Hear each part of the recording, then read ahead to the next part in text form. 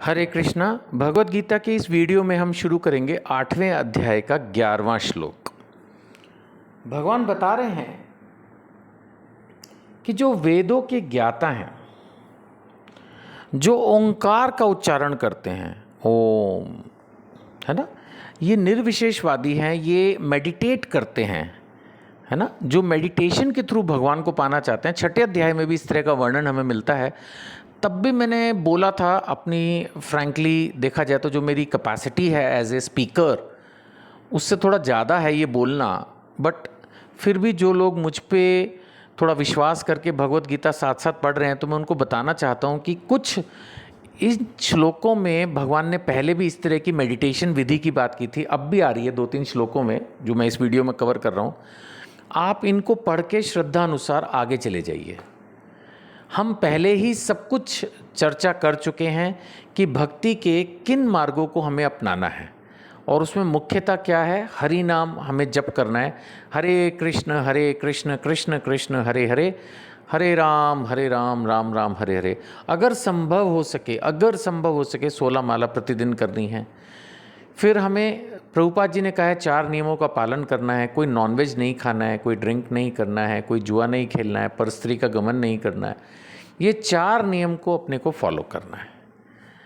हो सके एकादशी व्रत करिए, हो सके दान करिए, है ना, वैष्णव गुरु से दीक्षा लीजिए, पवित्र नदियों में स्नान कीजिए, जितना हो सके भक्तों के संग धाम यात्राएं करिए, घर में पूजा अर्चना कीजिए, तुलसी महारानी की सेवा कीजिए।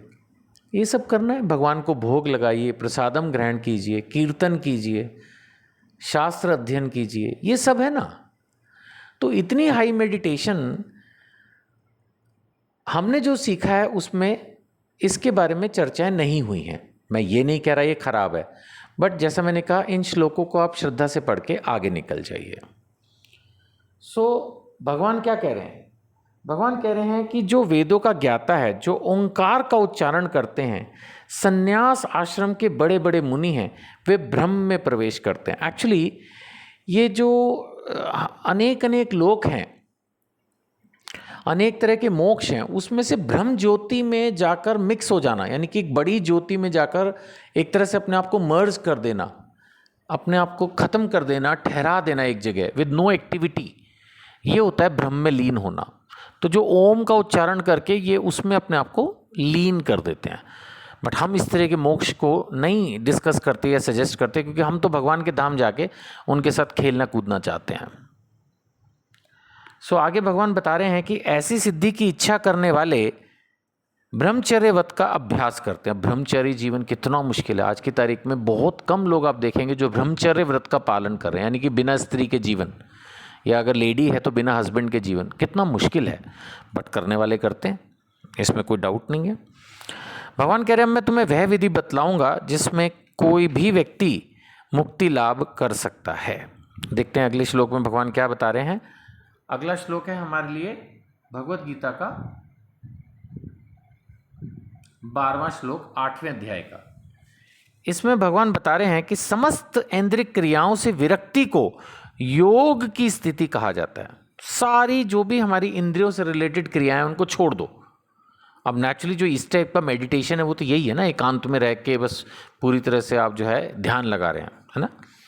इंद्रियों के समस्त द्वारों को बंद करके, समस्त द्वार आपने इंद्रियों के बंद कर दिए। एक तरह से ना आप ज़्यादा खा रहे हैं, ना देख रहे हैं, ना सूंघ रहे हैं, कुछ नहीं कर रहे हैं, और मन को हृदय में और प्राण वायु को सिर पर केंद्रित करके मनुष्य अपने आप को योग में स्थापित करता है।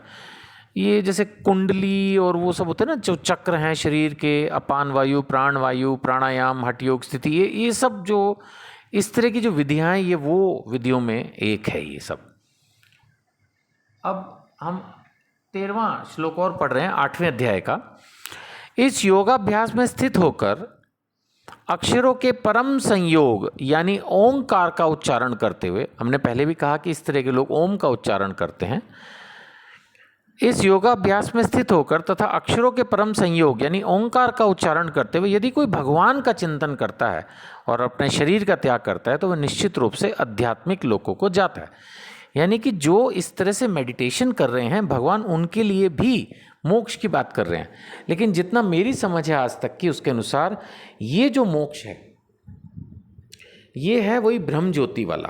इसमें भगवान के साथ आध्यात्मिक लोकों में जाना, उनके साथ रहना, खेलना, वो सब नहीं होता है। ये एक जैसे वो ज्योति ज्योति में मर्ज हो गई, ये बस वो वाली जो है मुक्ति होती है। और जितना मैंने इसके बारे में पढ़ा और सोचा है तो उसमें यही बातें, मैंने कुछ लोगों के ऐसी टिप्पणियाँ पढ़ी हैं कि फिर वहाँ जाकर भी ना मनुष्य बोर ही हो जाता है, क्योंकि कोई एक्टिविटी तो है नहीं। वो ठीक है कि उसको शांति प्राप्त होती है। अब कोई आदमी हो, सपोज बहुत परेशान हो, और उसको बोल दिया जाए कि तू एक खाली कमरे में जाके बैठ जा, तो शायद 1 घंटा 1 दिन उसको बहुत अच्छा लगेगा, है ना। हम लोग भी पहाड़ों में जाते हैं, जंगलों में जाते हैं घूमने के लिए, बड़ा अच्छा लगता है। पर 2-3 दिन के बाद ही हमें वहीं पर ही बड़ा नीरस सा लगने लगता है और फिर हम वापस अपने घर लौटना चाहते हैं। तो मैंने ऐसा जो दूसरे कुछ भक्तों की टिप्पणियाँ पढ़ी हुई थी कि ब्रह्म ज्योति वाली जो मुक्ति है उसमें बोरियत होती है, क्योंकि एक्टिविटी तो कोई है नहीं। बस हम अपनी जीवन ज्योति को महान ब्रह्म ज्योति में मर्ज कर देते हैं, तो शांति तो मिल जाती है, जन्म मृत्यु बुढ़ापा से भी तो मुक्ति मिल गई, वो ठीक है, लेकिन कोई एक्टिविटी नहीं होती। सो इसीलिए इन श्लोकों में जो हमने चर्चा की, ये प्रैक्टिकली हम आपको सजेस्ट नहीं करते। जो सजेस्ट करते हैं वो पहले भी कई बार डिस्कस कर चुके हैं। तो हमें अपने हरे कृष्णा मंत्र इसके जप करने पर और अपना जो नियमित जीवन है उसको जीते हुए सेवा जो करते हैं उस पर ध्यान देना चाहिए। हरे कृष्णा।